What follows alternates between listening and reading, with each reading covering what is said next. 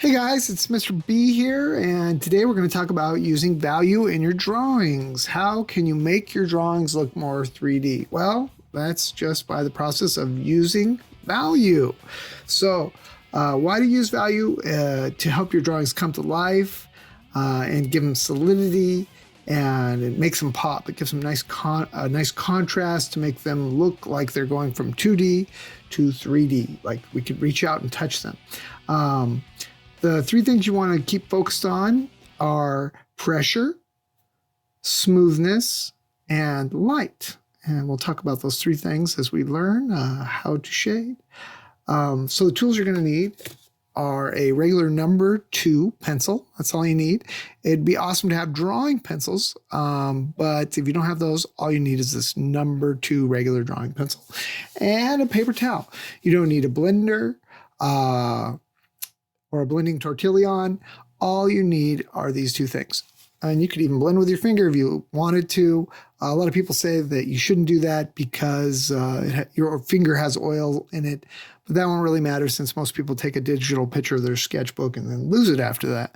So don't be afraid to use your finger to shade. Just don't use a Kleenex because they could have lotion in them and that will ruin your drawing. Okay, so the first thing let's talk about is pressure. So how do you want to shade? You want to shade by holding the pencil like this in your hand with your finger on the end. And you can put it on the paper, and then the harder you push or the lighter you push, so I'll start off very light, and then I'll get darker, darker, darker.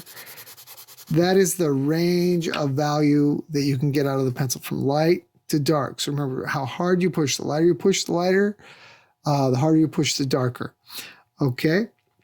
A lot of kids, they want to gradate. That's holding your pencil like this and kind of doing a hashing motion.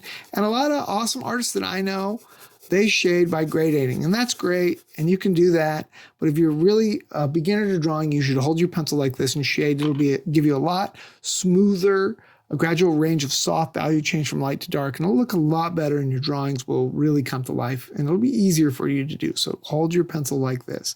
So what we want to do is we're going to draw an apple today because fruit is pretty easy to draw, and we're going to do a little apple right. And don't worry if you can't make a perfect shape because fruit is never really a perfect shape. Just kind of throw it on the page, kind of a crummy circle with a thing on the end. I don't know, does that look like a pepper? It works for me. Okay, and I'll put a little stem on him, and there he is. So what I got to do first is think about the light. Where's the light coming from? So I'm going to put in a little arrow up here that I can erase later. That's just a reminder to let me know where the light is coming from. Also, I'm drawing really dark so you guys can see it on the video. You might want to draw really light. It makes it easier to erase your lines later on. So the next thing you want to do is you want to think about where are the shadows going to be? Where's the dark side of the apple? Where's the light side of the apple? We know it's going to be dark over here, maybe a little bit of dark here, and there might be a highlight here, maybe a little bit of a reflected shadow. We'll see. Okay. So I'm also going to add a horizon line back here to give it a little bit more of a 3D effect. Maybe it's sitting on a table or something. Change my grip on my pencil, and I'm going to come in and I'm going to just put in a shadow by pressing kind of hard on the edge. I'm paying attention to how I hold my pencil, kind of dragging it over. Put a little shadow here. Awesome. Now we have that. Now it looks like it still doesn't have a lot of solidity. So I'm going to come back and I'm going to shade the whole thing an even color of gray. There, it'll have more solidity. That means it'll kind of take hold in our 3D world if we kind of darken it up. And I'm going to come back and I'm going to really darken up this side. Here, I'm going to get this darker.